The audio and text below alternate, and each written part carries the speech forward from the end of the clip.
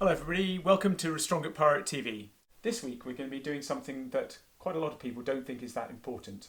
Knots. It's very easy to rig up your boat so that you don't have to tie knots each time you go out sailing. You can set up bobbles for tying on halyards and for tying on sheets. If your boat's set up that way, you never really get any practice of tying knots, and when you do need them, you don't necessarily have the skills or the expertise to do it quickly enough when the pressure is on.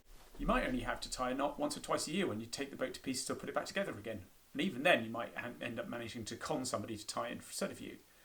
I can remember this one time when everybody's way behind me. I'm sailing amazingly. What can possibly go wrong? Oh no! My kicker's gone! And I don't know any knots to tie it back on again. I am absolutely stuffed. Those guys are catching up rapidly already without my kicker on. Wait a minute. I know what I have. I have the 1984 bestseller by Martin Egan, Very Important Knots. I'll be able to tie a bowline using that.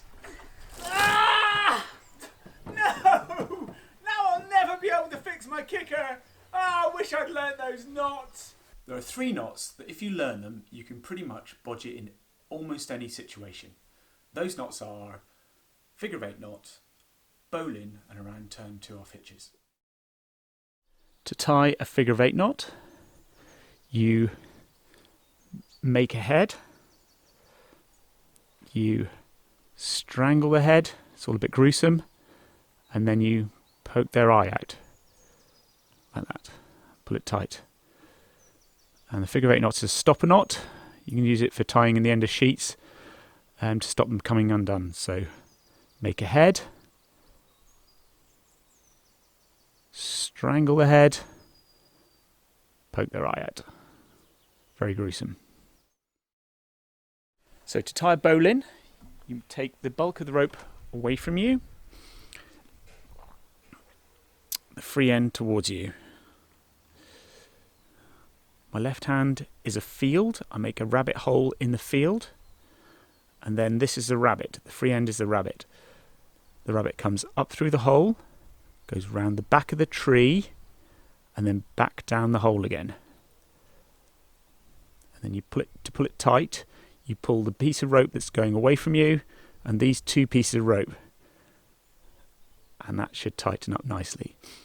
The bowline is a great knot. It's really secure. The problem with it is you can't undo it or tie it if this piece of rope is under tension. In that case, you'd have to use a round turn 2 off hitches. So make a field, left hand, rabbit hole, rabbit, up through the hole, round the back of the tree, and back down the hole again and tighten. Pull these 2 pieces here and this 1 piece here. So a round turn 2 off hitches. The round turn is 1 and a bit turns round whatever you're tying it onto. And the half hitch, you take the free end, you pass it over there and then through the hole. Over there and through the gap again. And pull that tight. And it's a good idea to have a reasonable length tail, otherwise it's likely to work its way loose. The round turn 2 off hitches, you can, even if the rope is under tension, you can still tie it. The disadvantage is that it can work its way loose, particularly if whatever it is being tied onto is shaken around a lot. It can work its way loose over time. So in that situation, you tie a bowline. If you're interested in tying knots, there's a whole load of resources out there that you can use either to learn new knots or to improve the way that you can tie knots that you know already. One resource that I really like is a website called www.animatedknots.com. It's got a little video of each knot. It's an American site, so some of the knots have got different names from the UK, but it's a great resource. So the best way to get good at knots is to practice tying them. Practice them just before you go to bed, practice them in the car, practice them when you're watching television. When you get good at tying knots, you should be able to do them without actually looking at your hands. So with knots like a bowline, it's a good idea to try and practice tying it around things.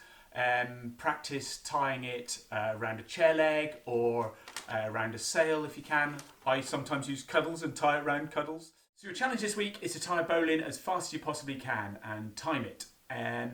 At At the end of this section, there are a couple of alternative versions for tying bowlines, which are much quicker than the basic method that I showed you here.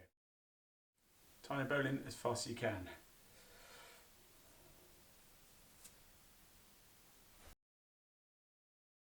So for the forehand bowline, the bulk of the rope is away from you as previously. You put the rope over your left hand with the free end's in your right hand. You make a little X over the other piece, and then you hold on to both pieces and you flick your right hand over, and you end up with the rabbit through the hole.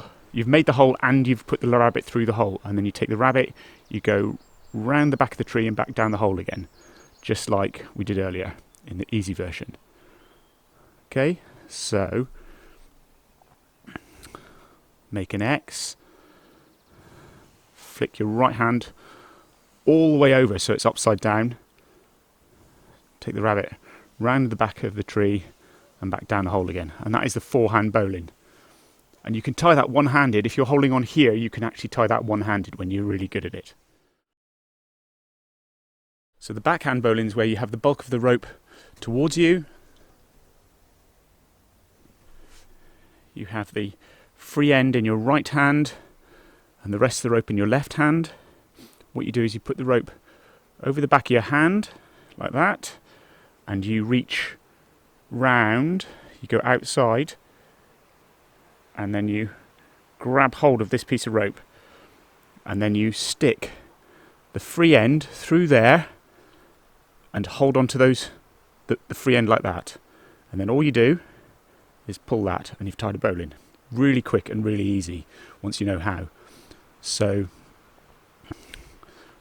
rope up to your wrist, reach round to the outside and grab this piece of rope here, stick the free end through there and hold on to it like that, and then just pull it tight. Really quick, really easy. The backhand bowline. So being able to tie knots confidently and quickly every time can be the difference between you doing well in a race and badly in a race. It can be the difference between finishing or not finishing a race. It could be the difference between you getting your boat home in one piece or not getting home in one piece. It's really easy to practice them. You don't need to spend long, just do it regularly. So hopefully the next time I see you guys, you'll be much better knot tiers.